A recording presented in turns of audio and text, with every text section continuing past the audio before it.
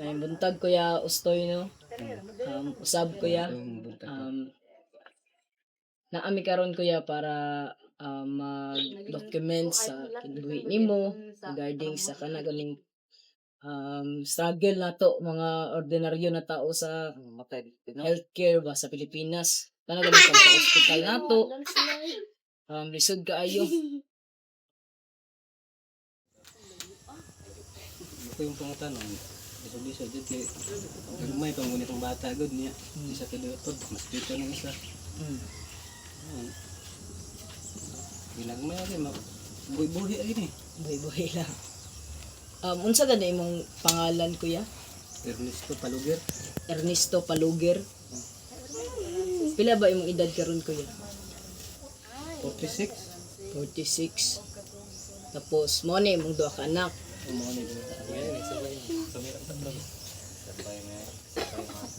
Kuan kuya, kanus-aman mo, pila man mo katuig sa Bukidnon?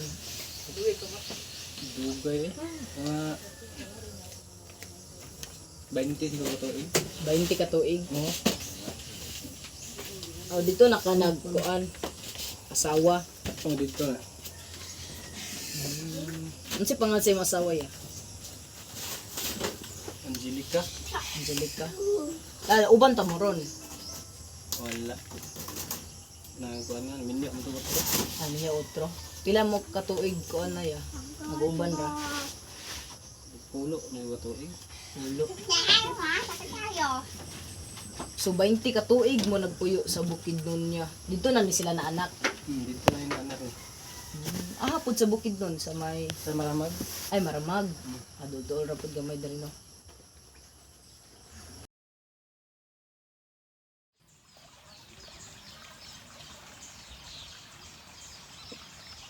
Pila ay unsay pila yang edad tong nagkuan jud siya? Nagsakit siya. Dua ka tuig ito nga. Duha ka tuig udto nga. Oo. Nagagad yung sakit. Unsa may sinyalis niya na ano? Kanang unang sinyalis nimo ba na nakita nagsakit niya. Unsa gani niya sakit? Convulsion nga nagkakit ani. So, na-convulsion siya. No, convulsion niya. Wala na tabang dayon ba pagkaugma na nada sa ospital. Nagrabe na siya. Then pag uli sa mo ila man gihaplasan na lagi hilot nila ng liog. Di na mahirong kabalo may istorya Mag-seizure na siya ba? Dapat dili mo da sa iloton daw kumunta manong regban tubig kay bugnaw. Wala naman lang ihaplas na di nakatingog pag matay na tingog di nakabalo may istorya. Wala man siya ng ano. Tapos karon mao na iya, may lang siya pero wala na dili nakabalo may istorya. Laan na ang gikuan sa iya kuya. Wala nang nag-ihaplas diha. Nag-convulsion siya anong adlaw nganong wala man siya nadala sa ospital. Anang adlaw to. Ay nag-convulsion siya dayon o naghinay-hinay siya sa gikalintura. Wala gadula-dula ra siya din nagsaka pagsaka niya largo na siya nga murag tumba siya wa. Okay. Maara man tayo hinungdan to. Nga pagkaugma na nadala sa ospital. Kay gitabang pa siya mga lana sa kanang adlaw. Tabang pa siya ba? Nya pagdala sa ospital pagkaugma. Maka-istorya pa dito sa ospital. Pag uli na mo nga ilan na pong giutulohan kong haplas kay atake na po ba? Di naman katingog noon. Wala maura ko hinungdan nga ilang haplasan di wa na ginakatingog patud karon. Pero sa ospital wa siya natabang. Pag abot ninyo. Natabang siya sa mga doktor. Naulian lagi siya unta. Na pag uli na mo sa mga kay atake na mo sa iyang convulsion murag nabalik ba? Asa man ka ato nagpa-hospital? Sa kuan, diya sa emergency. Maramag. Sa Maramag Hospital. So pagtabang anang adlaw pagkaugma, di pa uli na mo dayon. Wala pa. Tulo ka adlaw kami sa ospital. Pero nag-convulsion siya balik. Convulsion sa balik pag uli na mo sa mga. So gihaplasan gyapon ninyo sila. Wala mo ka tugod pagkakita mo yung tukar yang sakit ug utro kay tapas mo ko dito god. Nangagbas ka. Tapas yung tubo ba? Ay tubo. Uli na ako, atake naman ako no, yari, ilan ang pong hilot-hilot. Naplasa nila na wa nang ginong katingo katid karon. Ina kabalo mo istorya. Mm. Kabalo may istorya ni mataas sa una sa wala pa ni na sakit. Mm. Eskwela nagiyong taan ni Baker do. Ang kuya, pag human o balik niya og convulsion, Wala na siya nadala sa doktor eh. Wala naman natunog ko kung wala may kuan. Ika doktor siya ha. Ang utang naman po sa permero yung doktor. Tambahala naman lang ito nila kuan nga. Hindi pa kung sa akong asawa nga ipabalik ang doktor niya. Isod ko lagi kayo, wala ikakuan.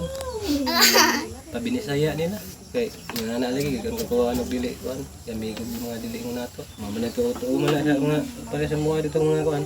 Mga katolik to. so wala kay kapadala sa ospital na pod, mao gipabisaya na lang. Hantod kuya, mga pila mo katuig nagstay sa bukid ng depormo ni Balindar. Oh, nagsakit na siya. Unom ba mo ko katuig dire? Ah, unom. Oo, unom ko katuig dire gikan pag balikin ako. So pag abot diri kuya, Yung nani na siya. detalian ni mo siya daan. Dili ni tilian sa una. Unsa man diri siya sa una? Dili man ni mulakaw sa una. Higda lang. Diri magsigiran siya ng dagan libot karon nga bisag asa naman dapat maabot. Ya. Sige ko bantay siya di. Kung mahimong trabaho kay kaming duha nga gagmay ba kong bata nga may mong kanon di ko mulihok di ako nang gitalian siya. Mm. Malagi ingon niya sa DSWD nga bawa lagi sa akon ni ma'am nga hindi na ko nitalian. Sige ko bantay diri. Kami kanon na mo diri nga pating lisura po na mo diri kay. Trabaho gi basakan ni para mabuhi ng mga taan ni. So sa basakan ka nagkatrabaho karon. Trabaho ko basakan. Ako agi nang basakan ning kan man porsyento lang kita ko. Ah, porsyento. Unya kuya, pag pila ka tuig before siya na pa-check up sa DSWD, gikan puyo ni mo diri. Kadto pa mo igayo na nga murag ka isa pa. Sa isa pa sa unom ka tuig. Gikan gid pagsakit ang abot na mo diri ka isa pa siya nakuan. Unya wala pa gid siya na check up kay nganong gidala ko dito nga kuan. Ining lapas na kuno sa kuan. Di man nakatuig usa pa gidala. Isa ingon. Ang doktor dito sa kuan. Mm. Dapat kuno pagkahitabo idala unta kung dayon dito. Nya nganong wala man gid na dala. Wala pa bago pa mapukuato diri wa mo kuno swito diri sa pita.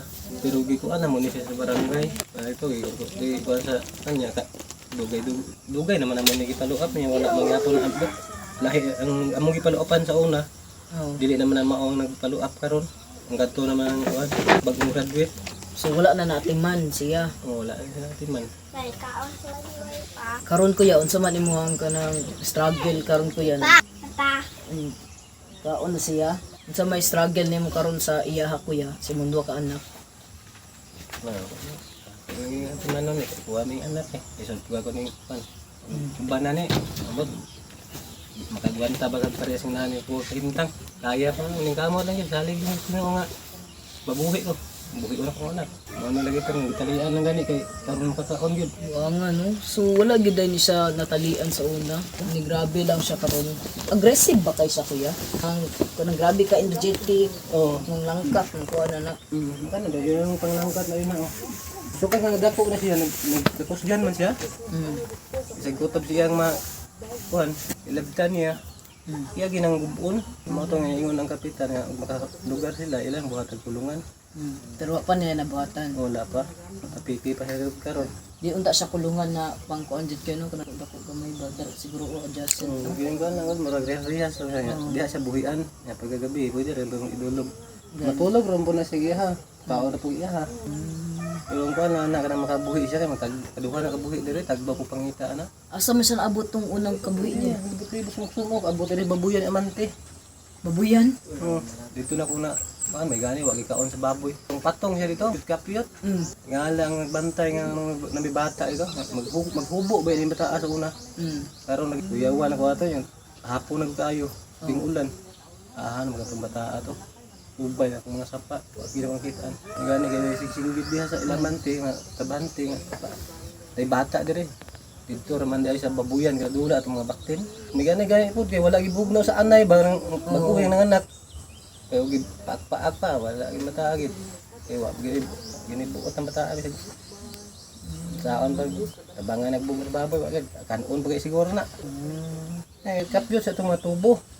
Nakuyawan kay itong ano, itong nagbantay kay basin og bago sa nakita kay hupas man. Nakuyawan mo kulo Kuha ng bata eh. Kuha na siya, diferensya na siya sa So nadawat na pud nimo kuya. dawat na yan kay sa man nga. Kuha mo din ang anak, inaan di man kadawat. Di sa kagawang taon, sudong sang anak ng biya. May tag ng biya nga nanarbaho, ng biya ang puno ng inya. Nanarbaho yun. No, ang suporta yan sa una. Dugay yung panarbaho, ng inya man ako. Walang pukulungan. Kung gapos siyang kuan man, kung gapon sa ika, kuan gapon. Abang sa kuha kay. Minyo ano siya. Kung nadala ni siya sa ospital gitong kuan kuya usab after atong first padala ninyo, tan-aw nimo ulian ba ni siya? Kung matabang ba jud? Kung nadala gid siya atong, di ba, gidala nimo una, Then, na natabang sa ato. Pero nagkumbulsyon siya balik sa iyong balay. wala naman siya nabalik sa ospital. Ilan lang ito sa plaza lana hanggang nawa lagi kong tingog noon. Kung nadala sa ato kuya. Maulian bang siguro siya ato kay kuan man may siya diferensya sa lawas. So, kasi ang utok lagi siguro niya may naipiktahan sa ilang paghaplas-haplas o hilot. Mang nawala yung tingog ba? Sakto man yan, makakusog man siya makaon.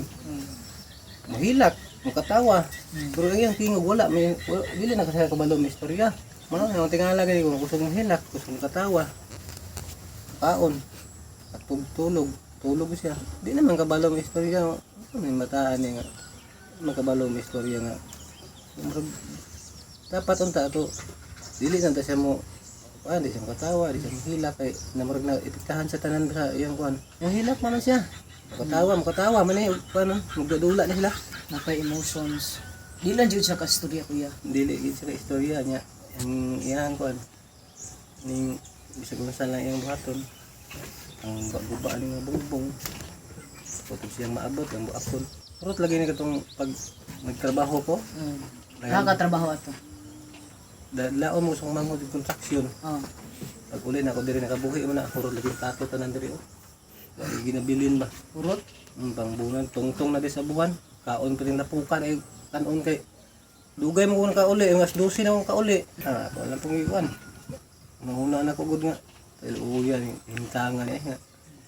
Napuno lagi sa abo lagi diri. Pangkuan niya. Pangkaiag niya tanan mga sinina. Di na mapudlan mga sinina. Ako lagi pang Malabay na lang. panglabay lang di naman trabaho ko niya mulaba pa ko pati naging lapuka lagi. Naligo sa abo din sa plangganas tubig.